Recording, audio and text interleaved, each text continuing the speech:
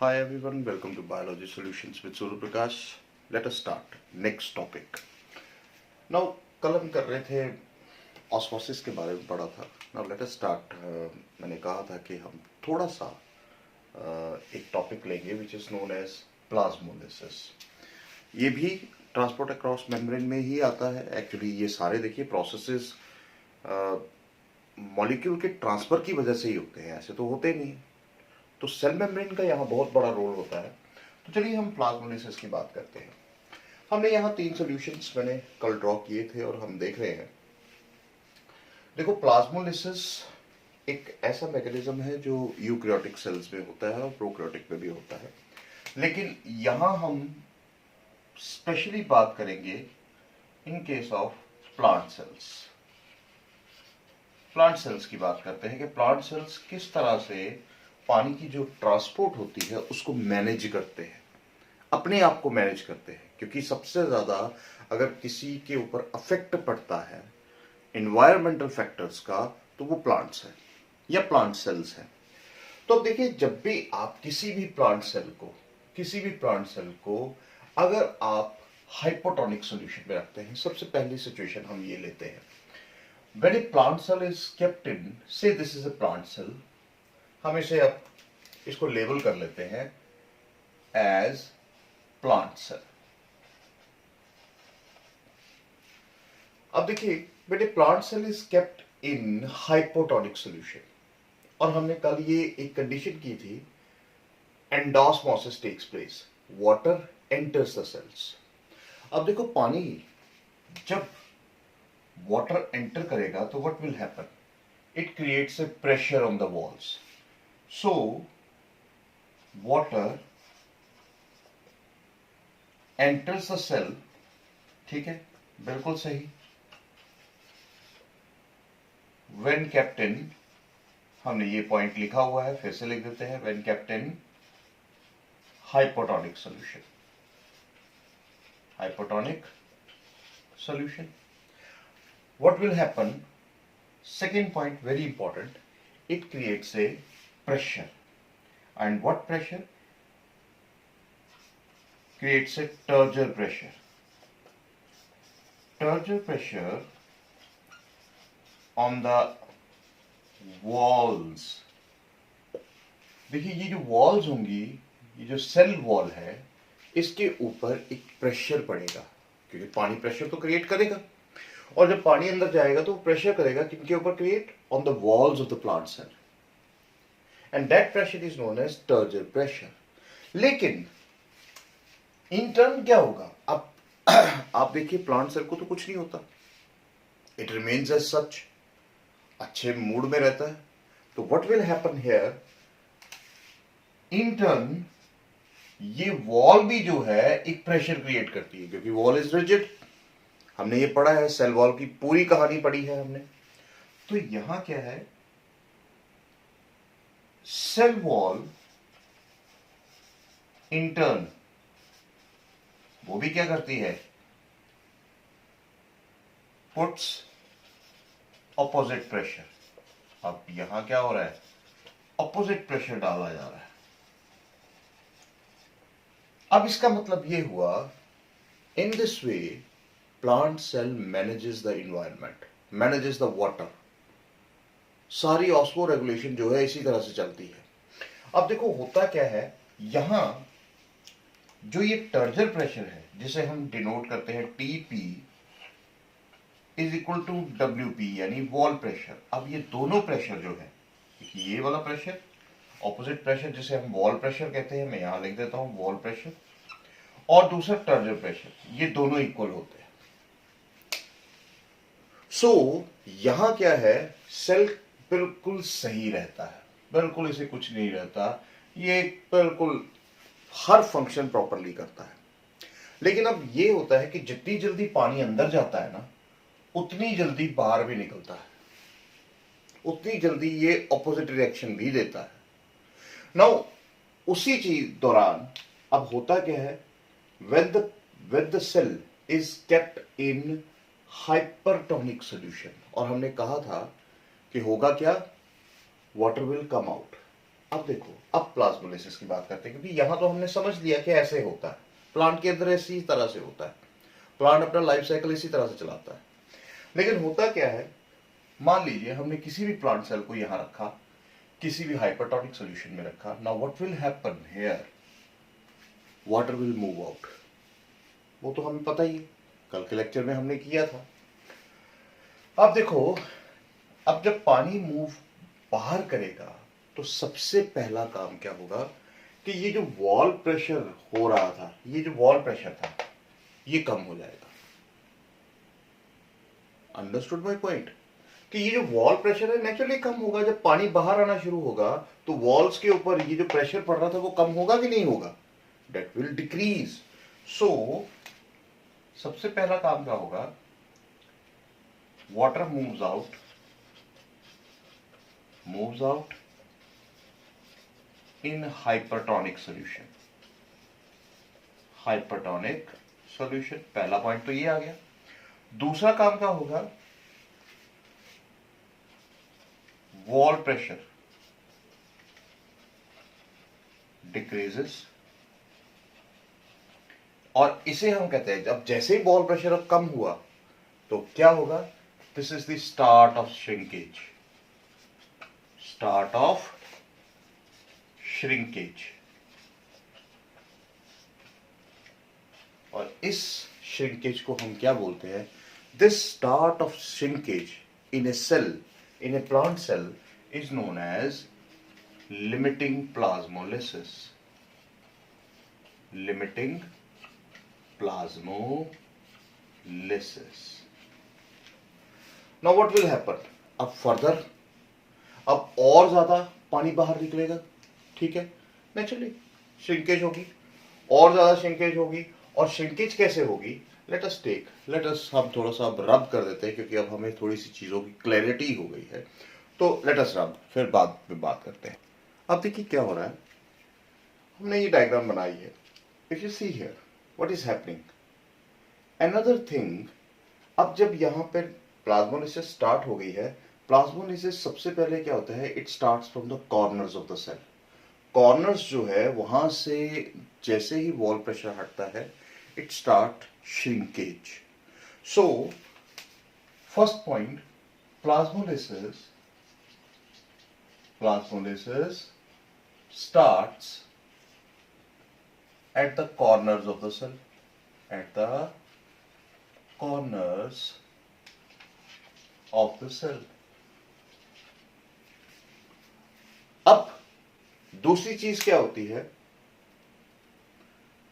ये प्लाज्मोलिसिस बढ़ेगी और पानी निकलेगा, क्योंकि हाइपरटोनिक सॉल्यूशन में है, और ज्यादा होगा तो व्हाट विल हैपन, यहां पर इसकी श्रिंकेज, मैं इसको और छोटा कर देता हूं, ये देखिए ये श्रिंकेज और बढ़ जाएगी। यानी ये जो पोर्शन है, ये जो बाहर वाला पोर्शन है, ये अब यहां पहुंच जाता है और ज्यादा श्रिंकेज हो जाती है। So what will happen here, another point, plasmolysis, या हम ऐसा नहीं कहते, हम ऐसे लिखते, चलिए ठीक है ऐसे ही लिख लेते हैं, प्लाज्मोलिसिस reaches maximum।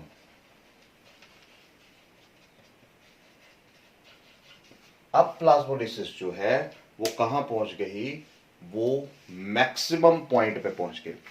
अब देखो यहां दोनों टर्म्स हैं, जब कॉर्नर्स पे स्टार्ट होती है और जब मैक्सिमम हो जाती है। हम इसे क्या कहते हैं, देखो जब भी कॉर्नर्स पर इस तरह से स्टार्ट होगी plasmolysis, the term is used incipient plasmolysis।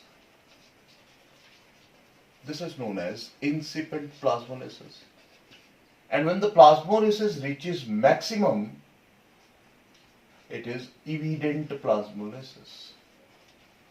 और अगर हम इस सेल को फिर से कहां रखेंगे, अगर इसी सेल को हम रख दें फिर से, हम इसको इन हाइपोटोनिक सॉल्यूशन में रख दें, दोबारा से हाइपोटोनिक सॉल्यूशन में रख दें, तो होगा क्या, cell regains its original size. Original form में आ जाएगा। तो कहने का मतलब क्या है कि प्लाज्मोलिसिस एक बहुत ही इंपॉर्टेंट एस्पेक्ट है प्लांट सेल्स का। और यहां क्या है कि अगर हम इसे ज्यादा देर तक हाइपोटोनिक सॉल्यूशन में, अगर ज्यादा देर तक प्लाज्मोलिसिस प्लांट्स में होगी, तो आपने देखा होगा कि प्लांट मुरझा जाता है, पत्ते जो है, there is curling of leaves, plant wilts हम जिसे कहते हैं। सो विल्टिंग टेक्स प्लेस, वो कर्लिंग ऑफ लीव्स हो जाती है, लीव्स खत्म हो जाते हैं, सूखना शुरू हो जाते हैं। तो वो बेसिकली क्या है, एक्सेसिव प्लाज्मोलिसिस की वजह से होता है। सो ज्यादा देर तक इसमें रहनी नहीं चाहिए। तो होता क्या है, जितनी जल्दी प्लाज्मोलिसिस होती है उतनी जल्दी डीप्लाज्मोलिसिस भी होती है। And this process when the cell regains its original form by keeping in the hypotonic solution, it is known as deplasmolysis. It is deplasmolysis, the very very important aspect. Now what are the functions? देखो अब functions क्या है, हम जानते हैं, कोई ज्यादा इसमें कहानी तो हमने डालनी नहीं है। फंक्शंस क्या है? नंबर 1, देखो, salting of टेनिस लॉन्स। देखिए वहां क्या होता है, to kill the weeds, salting की जाती है ग्रास कोट्स की, तो वो क्या होता है, टू किल द वीड्स। तो that is plasmolysis, that is the mechanism of plasmolysis. Then आप देखते हो